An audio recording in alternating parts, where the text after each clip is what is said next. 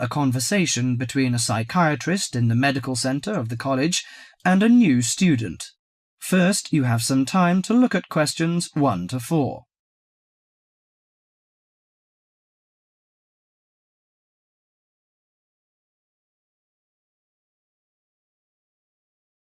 Now listen carefully to the conversation and answer questions 1 to 4. Hello, sit down, please. Thank you. Now, you are a new patient, aren't you? Yes, that's right. OK, so I'd better get some basic details down first. Right, we'll start with your name. Martin Hansen. Do you spell that S-O-N or S-E-N? Hansen. OK, and you're a first-year student? Yes, I am. Study in? Electronics, actually. I hope you enjoy it. Thanks. And your address? 2805 Hesperian Avenue, Hayward. 2805 and Hesperian. Yes, that's Hesperian. Hayward, Hayward. And your phone number? 734-246-55. 734-264-55. No, you got the 6 and the 4 the wrong way round. It's 246-55. Huh? Sorry, right. And, when were you born? The 15th of June, 1986. Here in New Zealand? No, I was born in Sydney.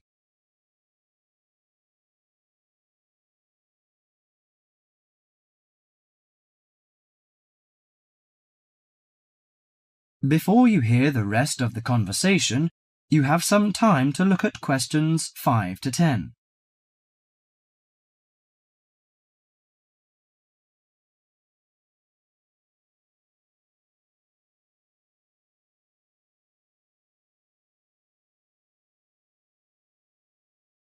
Now listen to the conversation and answer questions 5 to 10. Good. So, what's your problem? Well, frankly, I wonder whether it is a problem. I get the blues, and it lasts for quite a while. I don't know how to... Yes, we all feel sad or get the blues now and again. Generally, our sadness lessens in time, and with the support of friends. However, if the depression leads to difficulty in thinking and greatly disrupts your daily routine, it can be evidence of a psychiatric problem. What do you feel exactly? I always feel sad and worthless. I find it hard to fall asleep and wake up early in the morning. How long has it lasted? Nearly half a month. Do you feel fatigue or loss of energy? Or you may have lost interest or pleasure in usual activities? Yes, sometimes. At first I thought I could overcome it by myself, but I failed, and I'm so glad that you came here. It seems that you are suffering mild depression from your symptoms. Depression? Yes, I feel depressed sometimes. But why would I... Depression may occur as a result of biochemical changes in the body. Alcohol, amphetamines, cocaine, and LSD can bring on depression. Those who have a family history of depression usually have a greater risk of depression. Sometimes the worrying changes in life can lead to depression. I see. I had a really bad breakup of a love relationship. It makes me feel hopeless. Do you think I need some treatment? Yes. Antidepressant medications are often used to treat depression, if it is serious. But I don't suggest them at first because of the side effects. I suggest psychotherapy, which can give you support and help you regain control. So do I need to come here every day? No, I will arrange counselling sessions for you, which will last 12 to 20 weeks. You come here once or twice each week. The psychotherapy is directed at helping you gain insight and understanding about events in your life, which may have contributed to your depression. With growing insight, you can often learn more effective ways of coping with your feelings and changing your behaviour. What can I do to take care of myself? Well, at first you should do some physical exercises on a regular basis, at least 3 times a week. How is your food? Do you eat well? Yes, I think so. I eat at my homestay family. Good. Find a hobby or a positive recreational activity to participate in once or twice a week. I know it's difficult for you, though. When you feel it's hard to overcome the depression, come to the counselling session. Remember, ask for help if the load is too heavy to handle. Yes, I'll try. So, when will my counselling session begin? I'm going to arrange that for you. That is the end of part 1. You now have half a minute to check your answers.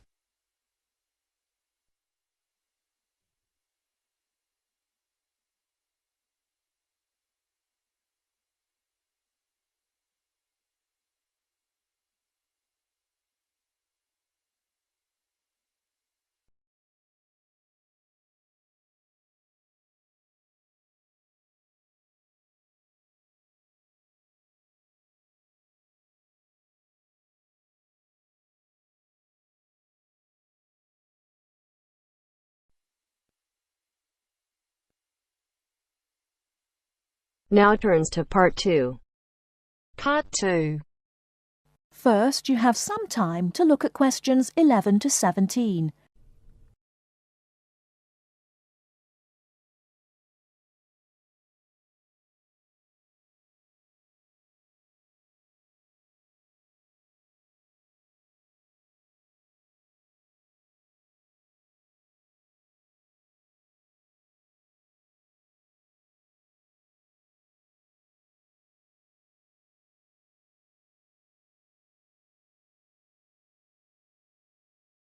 Now, listen carefully and answer questions 11 to 17. Hello, and thanks everyone for coming here today. I know it's always a bit stressful going for a job interview, but it's best to be prepared. For any of you who may not know me, my name is Fiona Ogilvie, and my job is to offer guidance and support for students with special needs. Now, you wouldn't be here today if you weren't interested in finding a job in the holidays. So let's get down to it and see what things you need to be looking out for.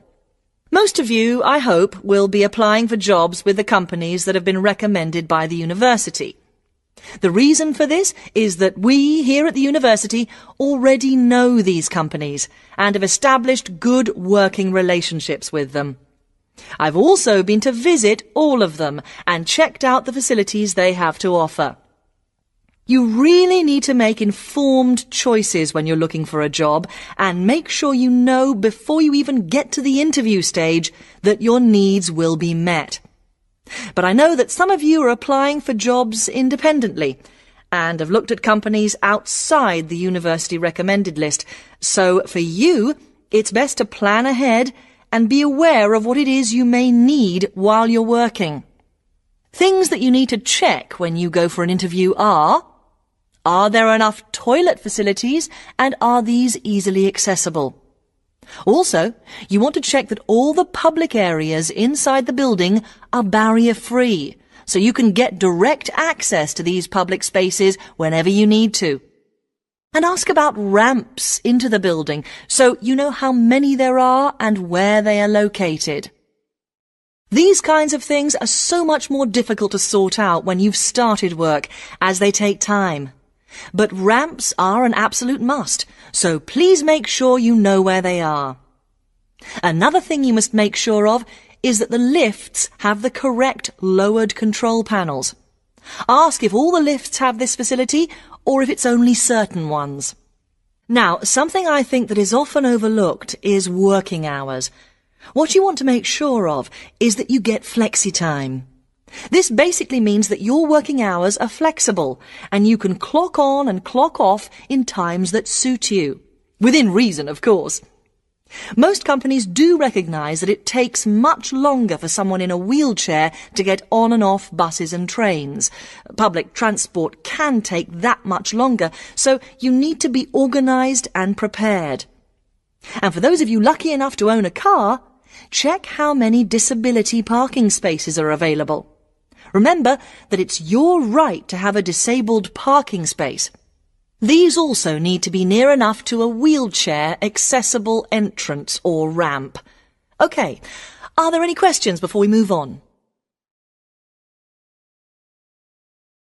Before you hear the rest of the talk, you have some time to look at questions 18 to 20.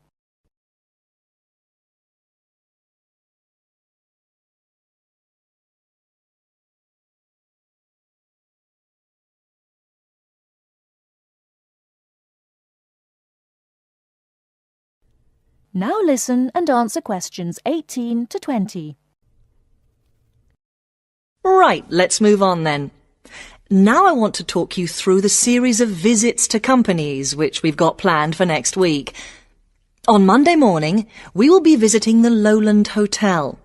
They have various summer jobs available, working as a receptionist or conference organiser in their busy conference centre, organising and setting up conferences. You need to be prepared for working in an office environment and spending quite a bit of time talking on the telephone. The bus leaves for the hotel at 9 a.m, so make sure you leave yourself plenty of time to get there. When you arrive at the hotel, please gather in the reception area and wait for someone to take you to your first session, which will be a talk.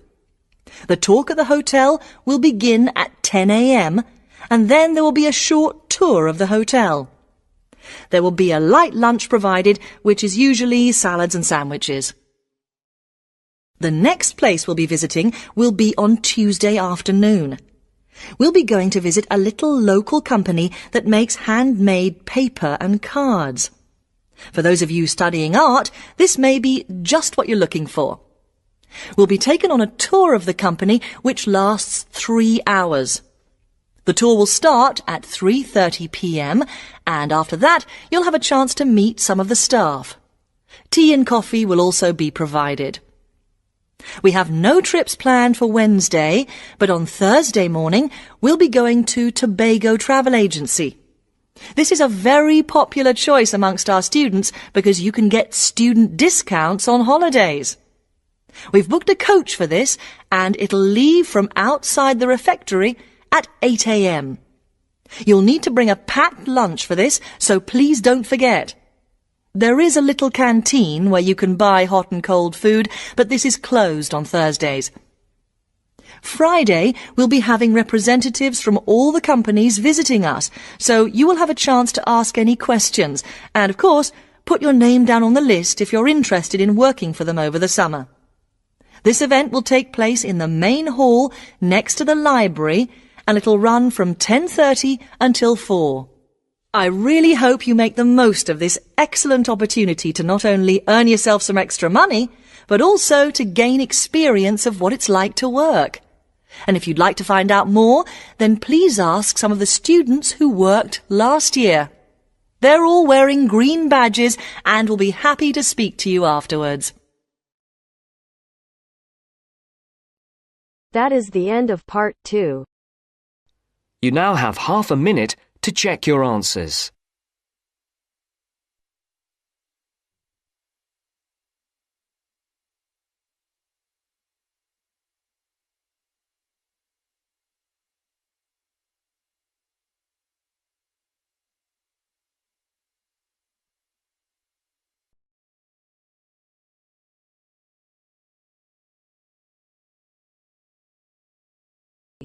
Part 3.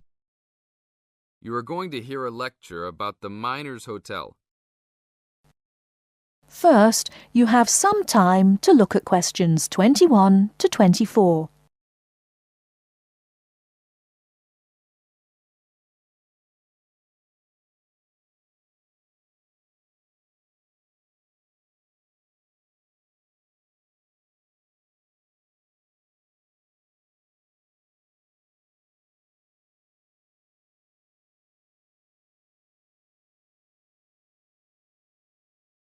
Now, listen carefully and answer questions 21 to 24.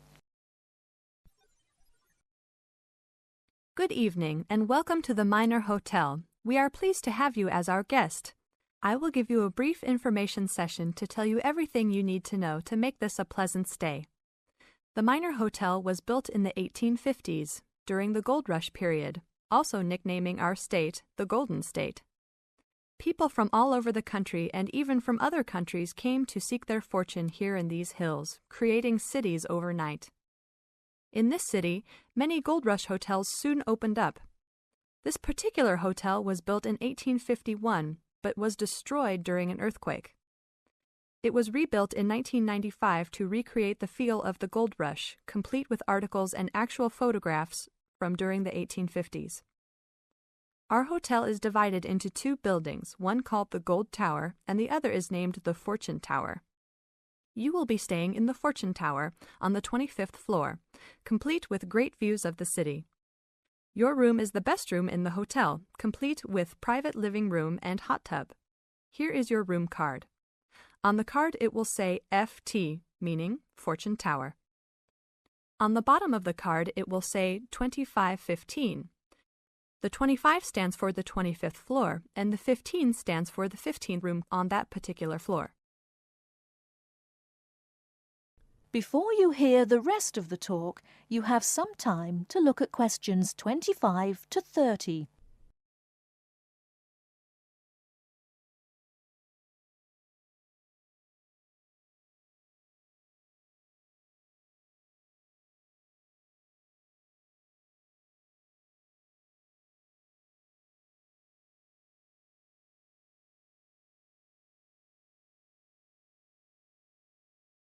Now listen and answer questions 25 to 30.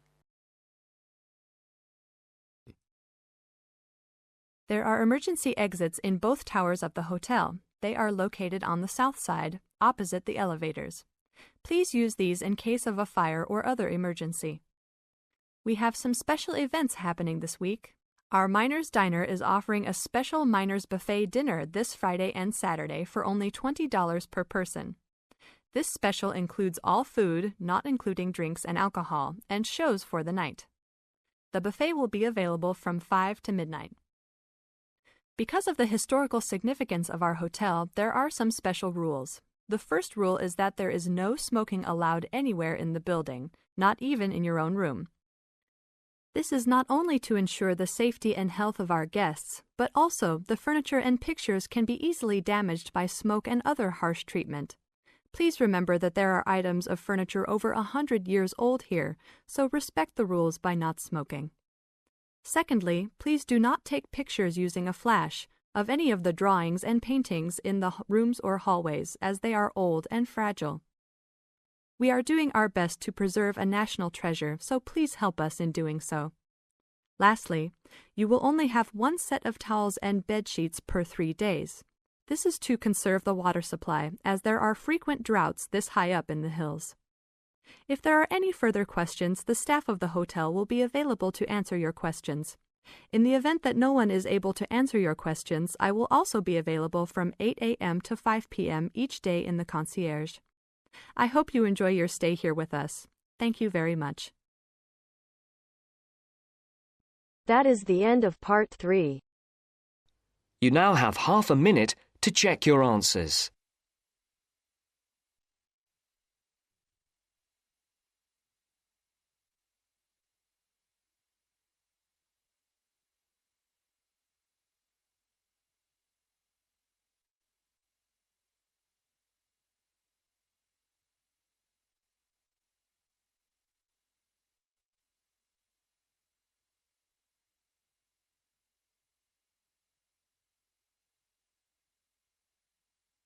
Now turns to part 4.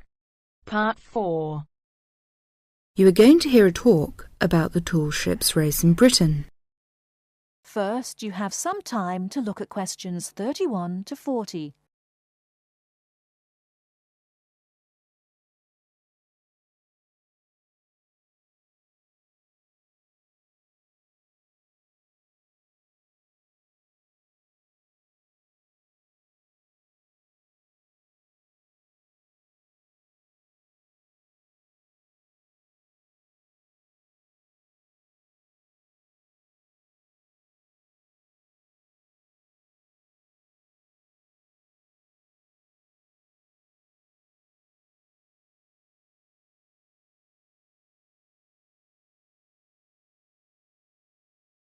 Now listen carefully and answer questions 31 to 40.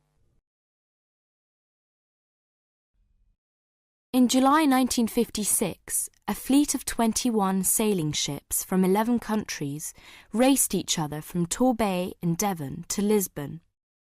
The ships had been converted from cargo carrying to sail training ships. However, their future seemed uncertain, and the purpose of the gathering was to mark the passing of the age of the sail. What happened instead was that the sailing ships refused to say goodbye, and 2 years later they raced again, and the fleet was even larger. It was then that the title "The Tall Ships" was given to them, and the name remains today.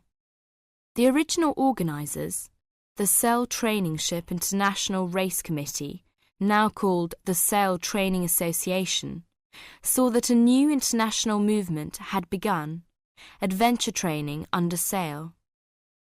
As race succeeded race, it became clear that the events had more to do with bringing adventure and widening the horizons of young people than of commemorating the passing of sail. Now, sail training ships began to be specially built, and young people from all walks of life wanted to participate. Now, to compete, a vessel has to satisfy just 3 requirements. It has to have a minimum waterline length of 9.09 metres. Half its crew must be between the ages of 16 and 25, and its principal means of propulsion must be a sail. Since 1972, the race has been sponsored by Cutty Sark Scots Whisky, and it has started to attract huge crowds of spectators. In 1984, more than 250,000 people lined the River Mersey in Liverpool to watch the fleet set off. And in 1986, 2 million spectators joined Her Majesty Queen Elizabeth at Newcastle upon Tyne to watch the parade. 1989 was the year that the spectacular Cutty Sark Tall Ships race started from London. A grand fleet of up to 100 vessels gathered on the River Thames near Tower Bridge on Tuesday the 4th of July. The only thing that the racing yachts, ancient and modern, had in common was their young crews. Few were expert sailors, and the majorities were strangers to the sea and to each other. Between Tuesday the 4th of July, when the fleet began to assemble, and Saturday the 8th of July, when the ships took part in a grand parade of sail down the River Thames, vessels were berthed on either side of Tower Bridge. Some were moored in the Pool of London, opposite the Tower of London, while others were moored to the east of Tower Bridge. Smaller vessels were accommodated in St. Catherine's Dock. Many of the larger ships were open to the public. It was an amazing and historic spectacle as the ships sailed slowly up the River Thames. That is the end of part 4. You now have half a minute to check your answers.